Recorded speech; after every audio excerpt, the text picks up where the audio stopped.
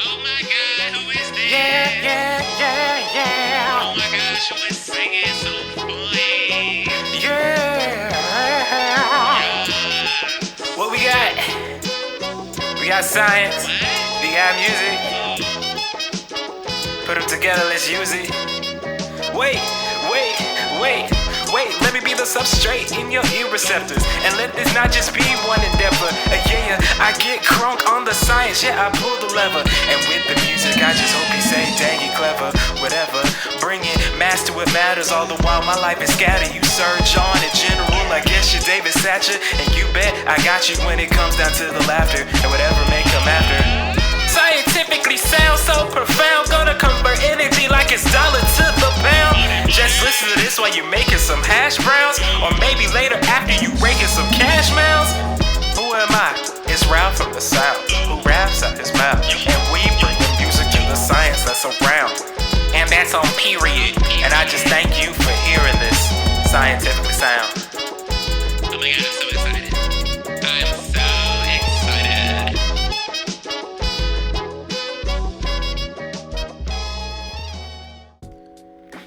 Woo-wee.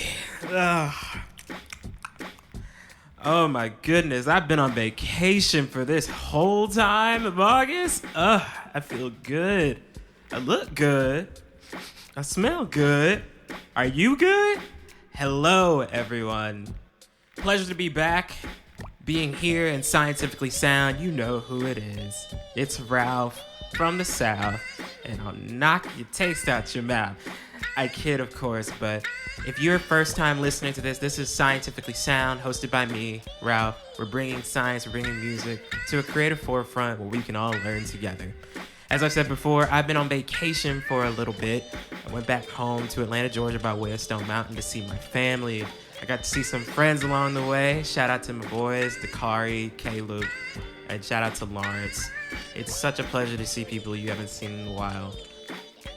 While I was home, I was hanging out with my mom and dad. We actually got to go pick up my little brother from Johnson C. Smith University because he did his first research opportunity involved in environmental biology.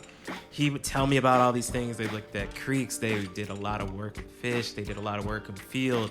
And it's such an exciting moment to see my little brother grow up. So shout out to Daniel. I love you. I miss you. I'm glad. He's in senior year, y'all. He's senior year in college at Wingate University. So I'm hyped. I'm excited. He's going to kill it. And to my brother, guess what? Sensational. He'll get that. And if you don't get that, you're pretty much out of it. I also got to be a part of a conference called ComSciCon. And ComSciCon is a science communication conference. And ultimately, it was a fun time to get to know and meet other science communicators out there that are just like me, doing their thing in their respective fields. Some have podcasts or forming podcasts. Some are actually entailed in doing a lot of outreach and policy work. And we got to meet a lot of people that have different careers within science communication, whether it's in entertainment, whether it's in actual policy, whether it's actually getting creative and doing a lot of artistic work, or just focusing in on DEI work. And so it was such a blessing to meet a lot of you. I'm so glad I got to be a part. Shout out to Jay Gardner, who is one of the co-founders of JKX Comics. She kept pressuring me to actually apply for this conference, and I'm glad I did. I'm blessed to know her. Also, big news. About a year ago, and this is during COVID, I would apply for the F31 grant, right? And I think everyone like me were struggling throughout 2020 in terms of writing papers or writing manuscripts or getting ready for defense or just doing lab work. And I don't know what my mind was going into, being like, you should submit an F31 in this crazy time in your life. And so I did, and I didn't hear back for such a long time. And for those of you who have applied to NIH grants, you all know it takes a minute. Like, they won't notify you at all until the review happens, and they'll notify you again whether or not you've been rejected or you actually got the grant. But while I was home, and this was in the works, we found out that I got the F31. we got the fellowship, which means I have my own independent funding. I'm not getting paid by my PI. I'm getting paid by the NIH, y'all. I'm so excited. I'm so blessed to actually been able to secure that, and especially getting that news on vacation. Like, that hyped me up the entire time I was there. And lastly, now I'm back, and I'm back to lab. And I don't know about y'all. Have y'all ever struggled with just returning to lab after a vacation? Like, you go out, you hang out with your friends, you do some crazy things, you meet with people, you eat with people, you just enjoy yourself, time away from work, and then you return to lab, and sometimes it's an exciting moment. I know I'm excited because I've gotten news about some cells that I've been waiting on, but also I just really want to chill. This is the eternal struggle of just doing science. Sometimes it's exciting, but the work is always straining, which is why you went on vacation. Well, those cells aren't gonna feed themselves. I better get the media out anyway. Today's story I want to give you in terms of the podcast is kind of in a different format. What I'm presenting to you is the result of me attending ComSciCon. Now, when you go into ComSciCon, there is this thing called a write-a-thon. And so the expectation is that you submit a piece of writing of any kind. And for me, because I do a podcast and because I do, more so style radio type show, I submitted a script. I write a lot of the things that I talk about when it comes to this show, but I've never written in such depth for a point for this piece to be submitted and to be evaluated by people. And when it came down to it, I realized that I gotta step it up to another level. And so I hope you enjoy. There will still be the style that you're used to, but there will be some things here and there that you might notice that's different. Today's story. We're headed to Teena Marie and getting behind the groove of DNA. I'm excited to share it with you. Let's go.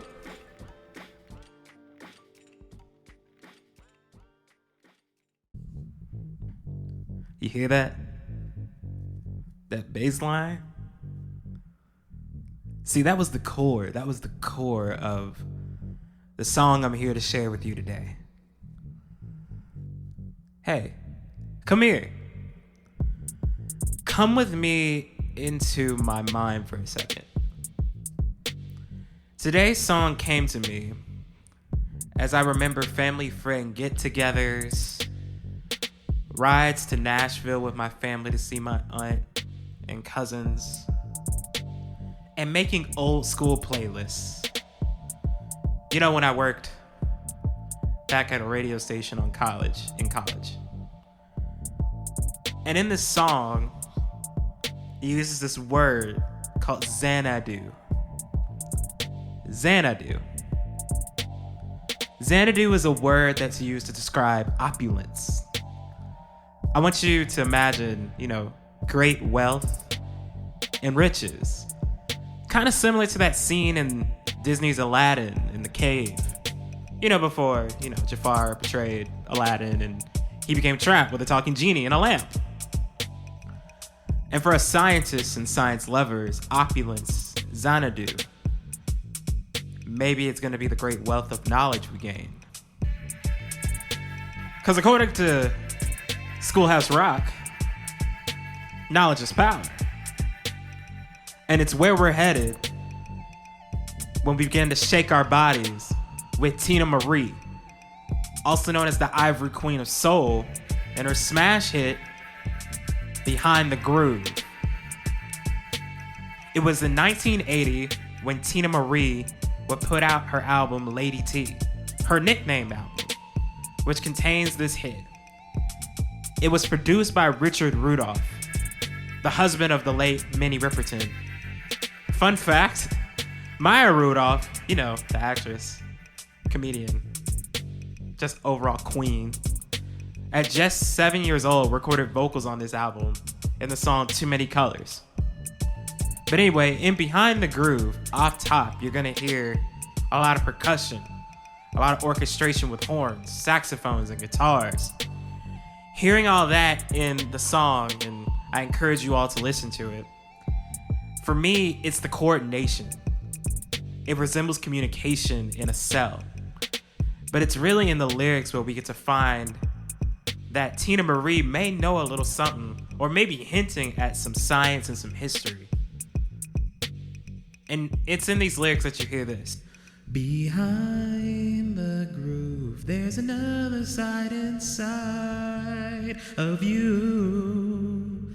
Behind the groove, you can make your wildest dreams come true. Run that back, because that was so dang beautiful. It's a beautiful chorus, and as we head deeper into Xanadu, I find that Teena Marie may be talking more than just moving and grooving. What I think she also could be talking about are the grooves that are found on DNA. Am I saying that DNA can groove too? I sure am. When we think about the grooves in DNA, we have to go back to the 1950s when the structure of DNA was determined. Scientists James Watson and Francis Crick are famously known for discovering the structure of DNA, which is the double helix, which only came from the outstanding work of others, including that of the wronged heroine of science named Rosalind Franklin. Now I say wrong, but let me give you more historical context. In 1962, while James Watson and Francis Crick were nominated for and won the Nobel Prize in Medicine, she was never nominated. And this is due to her unfortunate death 4 years earlier from ovarian cancer. The Nobel Prize Committee at the time never really considered posthumous awards to give. When it comes to Rosalind Franklin's work, she used a technique called X-ray crystallography to determine the structure of DNA. X-ray crystallography entails taking a molecule, like DNA, in its purest form and embedding it, a number of them, just a number of DNA molecules in different orientations, into a crystal that will allow X-rays to be shown through to get an image from every side. A perfect way of imagining this is kind of like, for us scientists, this technique is our version of taking candids at a photo shoot. Except, each snap we take on our camera is in high definition of our model molecule. And because you have the same molecule in different orientations in the crystal, you can hit them angles and candids for your structure of any molecule, including DNA. Alexa, cue up Nice for What by Drake. Some of y'all will get that. You know what's funny to me? X-ray crystallography could have been very useful back in the day, especially when it came to listeners who loved Teena Marie. It's actually funny is like her first album came out and no one knew what she looked like. And there was a disruption in the force. I don't know why I made that so dramatic.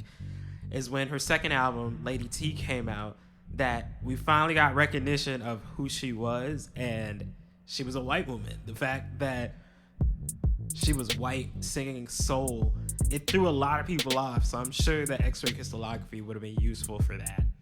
At least trying to figure out who she is. Where's the paparazzi when you need them? I encourage all of you to Google image DNA structure, and what you'll notice is that in the double helix, there are bigger sections and smaller sections of the helix. Those sections are the grooves. The major groove of DNA is deep and wide, kind of like I-75 in Atlanta, Georgia. On the opposite end, the minor groove of DNA is narrow and shallow, kind of like Regina George from the movie Mean Girls. But before we get to moving and grooving down DNA and understanding it and almost turning pink like it's Wednesday, let's take a break.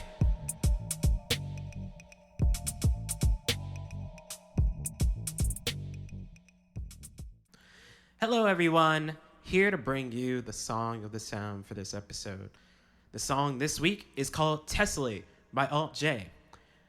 As I was thinking about the song that could correlate into this episode, I go back into around 2013 when I heard this particular song. It was a cover by Ellie Goulding. And when I first heard the song, I've never heard the word tessellate. And tessellate just means decorating or covering a surface with repeated shapes all together without any gaps. And it ultimately corresponds to X-ray crystallography, which I just talked about. You're taking something, a pattern of some sort. In this case, it's a molecule like DNA, and you're just overlaying it on a surface. For this case, it's crystals. For other cases, it could be anything like glass or plastic or whatever. In a way, it's very artistic, with scientists being able to overlay molecules all on a crystal and creating this image of the structure of the molecule that we're looking for. As I said before, it's a cover by Ellie Goulding, but the song originally came from the English indie rock band called Alt J, off their studio debut album, An Awesome Wave, in 2012. The members' names made up of Joe Newman, Gus Unger Hamilton, Gwynlem Sainsbury, and Tom Green. My favorite lyric within this song is toe to toe, back to back, let's go my love, it's very late, till morning comes, let's tessellate. And what that relates to me is just, of course, the overlay of in the crystal, but also, how am I trying to get this data in my lab journal? I need it to cover the whole page from every toe, from every back of the page. Add this to your lab playlist, add this to your going home or going into lab playlist, and let's get back to the show.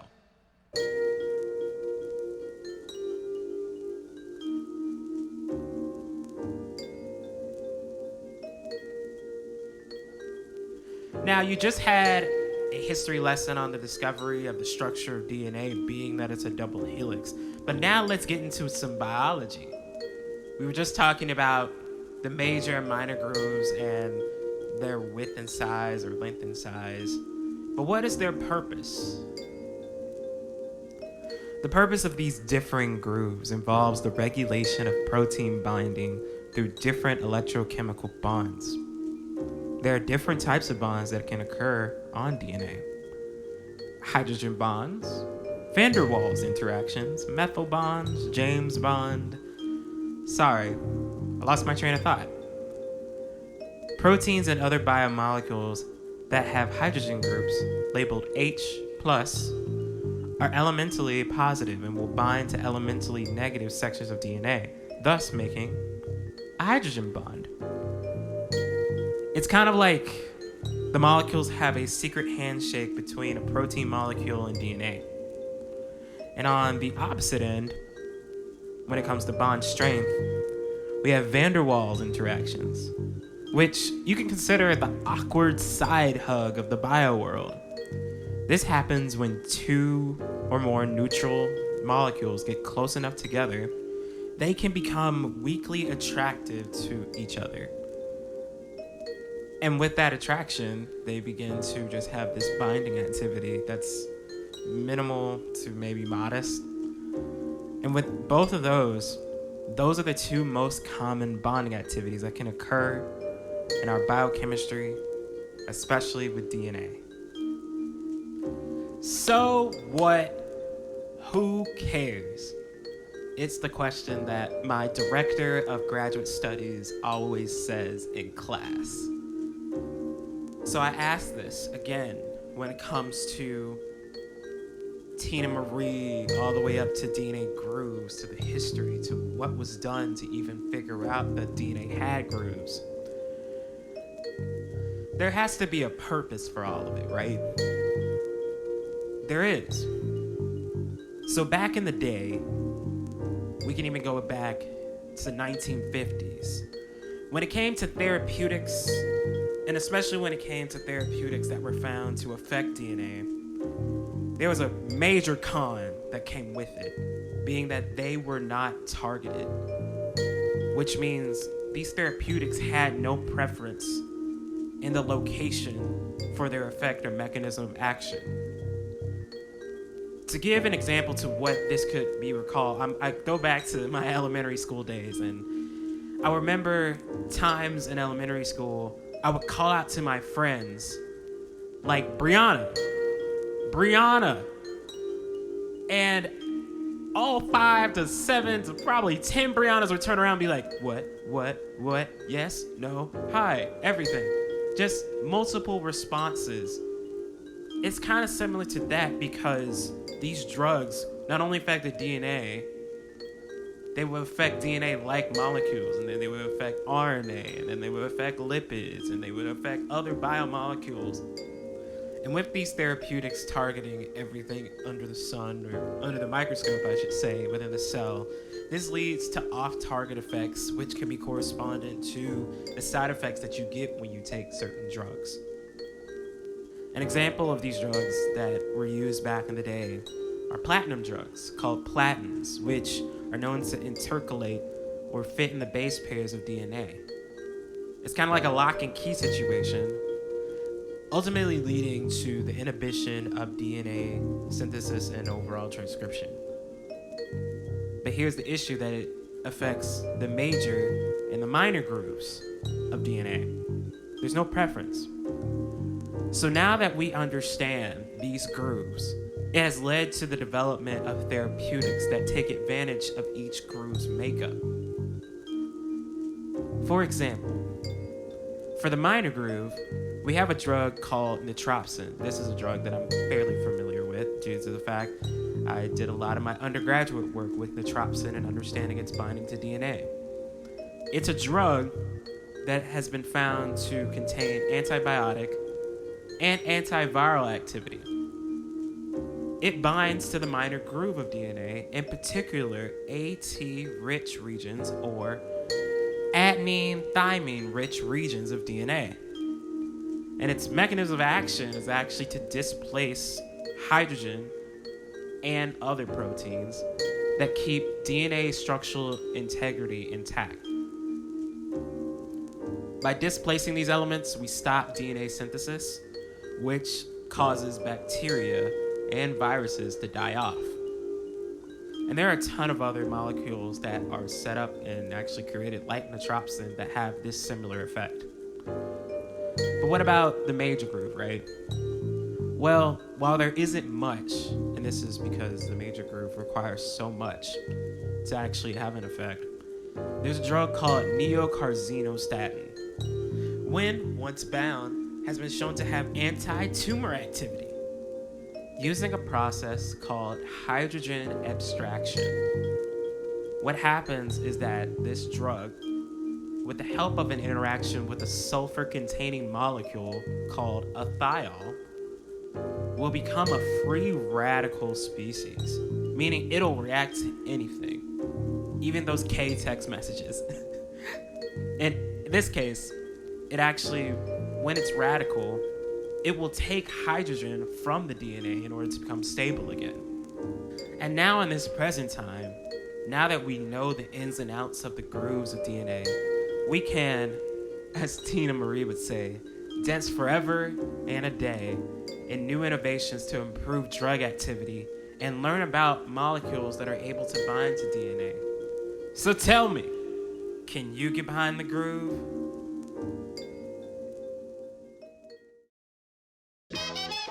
And scene. That is the end of the story, everyone. I'm so grateful for you all to listen.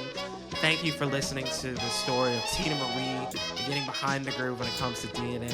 And just this episode, congrats to you. Give yourselves a hand clap. This was a whole new world to me. Being able to take pauses in my story, being able to just talk it through and just tease you into the story a little bit more versus just me just blabbering on like I typically do, right? If you want to follow Scientifically Sound, we have two ways of doing it. You can follow us on Instagram at Scientifically Sound, all one word. You can follow us on Twitter at the Sci_sound. You can also email us at thescientificallysound@gmail.com. I will say, I'll be putting out videos, I'll be putting out content that mainly for comedic things, but also just for education, just to keep my skills sharp.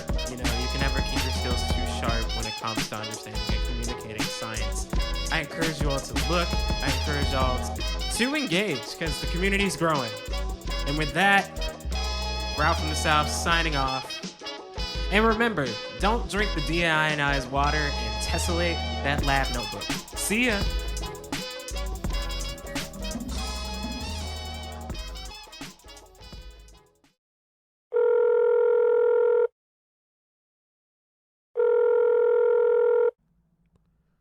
Hello, this is Not Quite Scientific, where our motto is almost there. That's great. How may I help you?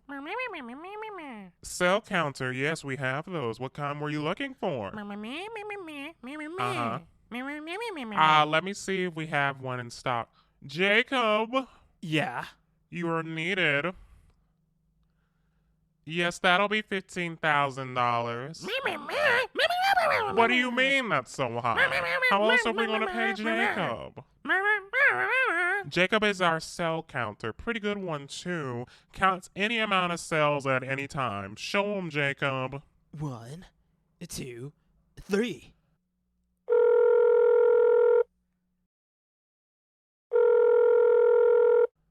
Hello, this is Not Quite Scientific. We have all the pipettes you need. How may I help you? Yes, we do have 5 mil pipettes. How many do you need? 500? Who do you think we are? Correction. I said all the pipettes you need, not all the pipettes you want.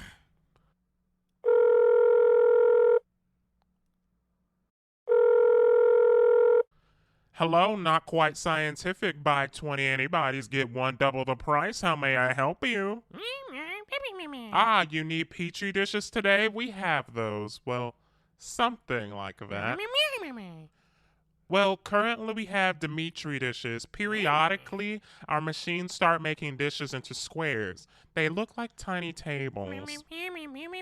Yes, still sterile, everything the same, just a periodic table at times. Do we have a deal? Thank you for calling.